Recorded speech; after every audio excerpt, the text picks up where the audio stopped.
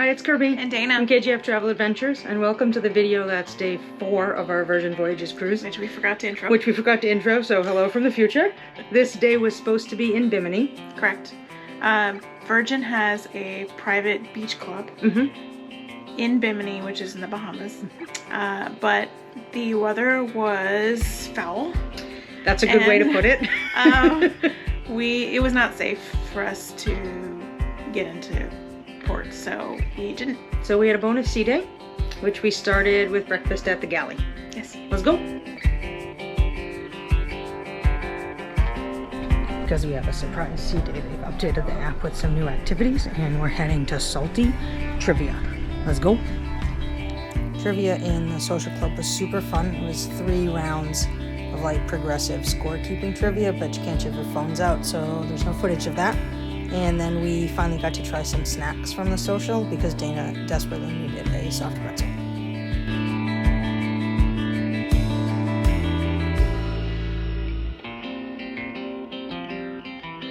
Yes, get that Instagram moment. Say, here we go! Out that door! Bye, bye, bye! Right, left, right, left, right. Have you got it? Open the door! Open the door! Bye, bye, bye! Alright, because we missed Bimini, we have a credit of port fees and taxes, which the app sent us notification that we need to go to Sailor Services to get that refunded. Which seems like a poor design, as there's a very long line, but that's what we're doing. Alright, so the process for a refund was odd at best. For such a tech-focused cruise line, you literally went to Sailor Services, stood in a line, and they give you cash back. So we had a bar tab, so we hadn't spent any money. So if we had had a balance, the port fees refund would have just gone against that. But we didn't have a balance, so we literally walked up and they were like, here's $45 in cash. Which is just weird, but it's just an odd process it just seems so not the easiest way to do it. No, I felt bad for Sailor Services. Because, like, nobody was angry or anything. No, but so there was a line, worse. and it moved quickly. But it was just, there didn't need to be a line. There had to be a better way to do that. No. Anyway, that's all. Just a weirdness. Yeah. We 100% have dinner in half an hour, but I couldn't not get a donut. Alright, we got our refunded Sailor Services, we had our little pre-snack at the Galley, and now we're heading to the wake for our last dinner on board. Let's go. So I think the wake was the only iffy dining experience we had. Yeah, and not because the food was bad or anything. It was just, it took forever. The service was really slow. And then when we did receive, we all ordered steaks, but when they came, none of them were cooked correctly. So it's just odd. Everything was good, but just, it was odd. Yeah, yeah. And we were really looking forward to, we actually had the wake brunch booked for what would be Debarkation morning the next day, and we actually ended up canceling that and switching back to Razzle Dazzle because we had such a good time at Razzle Dazzle. Yes. And we didn't want a repeat of dinner as our last experience. We wanted to make sure we had a good meal before we had to drive for forever home. Yeah. So it was the only sort of disappointing food experience. One last time to the Red Room for Ships in the Night. You make me feel, you make me feel like a natural woman.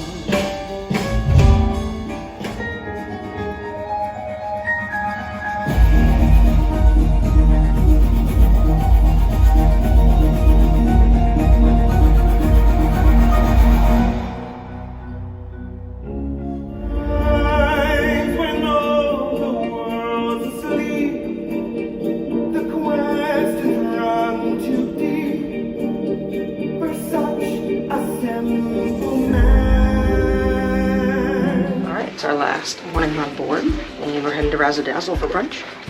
The great part with Virgin's debarkation process is you don't have to be off the ship at the crack of dawn, so we get a real sit-down breakfast before we go.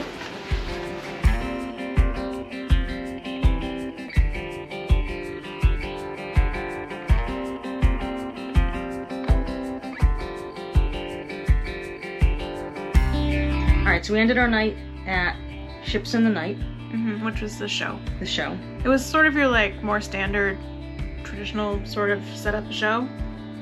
I didn't understand the storyline, but honestly, I'm not sure it needed one. Nope. It was just really, really The amazing cast dancing and singing and were incredible. Yeah. On every show we saw with the cast were incredible. yeah. So it was worth it, even though I still couldn't tell you what the plot was. So And I've had that experience on most cruise lines. that's true. And then Debarkation morning, we went to Razzle Dazzle brunch again. Correct. And then we did probably our best cruise debarkation experience. It's just so ever. relaxed. Yes, which leads us into our pros and cons, or yes and no's of Virgin Voyages. So let's start with the good, Okay. the food. Every meal is special dining. Even, I think, in the galley. Yes, because the Galley's not a traditional buffet, so whatever you order, they're making it right then. Yeah. So it's fresh. Everything was so good. Even at the wake, where it was just an odd dining experience, I still want to go The back food and was try good. it again. We were just like this. The service was really slow, or the and I kitchen don't was- know if like that's a problem with like seating too many people at the same time or what, but it was not as good as everything else. But Yeah. I still want to try it again. Yeah. Entertainment. Everything was amazing. We just said that. Yeah, I mean, all of the entertainment was. They were just incredible. So, and like new and fresh and different. yeah, and yes. So the way they do announcements. Yes. So this is sort of a couple things. There aren't really overhead announcements. After the muster drill on Embarkation Day, they basically say this is our last overhead announcement. Yeah. And we heard one overhead announcement during our entire cruise, and it was for a a medical emergency. call, and that was it. Yep. And then everything else was like through the app. And all the announcements they did have were recorded, so you could understand them, which was a bonus. Yes, all their other ways of communicating with you was done via push notification on the app, Right. which was really nice. Other good things, no upselling of anything, because most things are included. It was fantastic. You know, sometimes on a cruise ship, especially the first day as you're walking around, just people are hounding you. Every 20 feet, someone is coming up to you with a sign and a tray. And it's like, Yeah. like I'm just trying to find the bathroom. Yeah. The no single-use plastic, Yeah. or just their conservation efforts in general. Yeah, it seemed like they were really making an effort for sustainability, including the water in the room. Yep, no plastic water bottles for the room. They filled up those carafes. Even which in was- the emails telling you what to pack, what not to pack, it said bring a reusable water bottle. And they had bottle refill stations, like true bottle refill stations around, not the let me get a cup and fill it up one cup at a time. So that it was really, really, that was nice to see. Yep. I think this, all the wellness classes, but so much is included. So much is just, I've paid this amount, I don't have to worry or think about what else is. But every wellness class, yoga, Zumba, like a bungee fitness class, there were so many options that were included. That was really nice. Yeah. All right, those were all the really good things. Yep. Some of the not so great things is the app / the Wi-Fi. For a cruise that is so reliant on the app, needing the Wi-Fi, they were a struggle. Yeah. And because the Wi-Fi, the basic Wi-Fi is included for everyone is on it.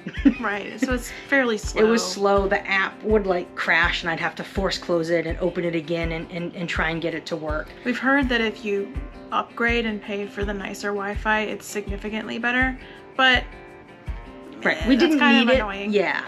Other than using the app really. Yeah. So that was a bummer. The way they seat tables and So we were a party of 5, including my parents. My dad uses a mobility scooter most of the time. We were sitting a lot, I think, except in Razzle Dazzle, yes. in a table that I would have sat maybe 3. Yeah. And it's just, and I know it's a cruise ship and everything is small and tight, but it was like really tight. Yeah, it was like you couldn't maneuver around. It was hard Your to get knees were like yes, this, and touching and then the people also next touching to you. everyone else's Yeah, it knees. was that. I was like, I feel like we could have spread out more if possible. But Yeah. yeah. And then their mocktails and non-alcoholic beverage choices. Except in the test kitchen, their non-alcoholic drinks, they always had one listed on a menu, but more often than not, they didn't have the ingredients for it. The non-alcoholic alcohol Right, substitute, yes. like they didn't have. So that So was, then you couldn't have it. yeah, so that was kind of a bummer. Like they always had, like, you can get a non-alcoholic mojito or margarita, and you're like, that's great, but that's isn't exactly Razzle what I Dazzle. had Yeah. yesterday. So I think that was those are fairly minor infractions, I yeah, think. yeah, and I mean, everything that Virgin touts itself as being sort of different from your traditional cruise lines is what we loved about it. We really enjoyed the like calmer pace, and then the not 8,000 overhead announcements that are 15 minutes long, telling me about all the activities that are coming up and interrupting. There were quiet places to like relax. It was clearly good. We've already put a deposit down to rebook. Now we just need to pick an itinerary. Now, any other final thoughts? Nope. All right, I'm Kirby. I'm Dana. From KJF Travel Adventures. Make sure you subscribe to the channel so you get notified when all of our new videos drop. Bye.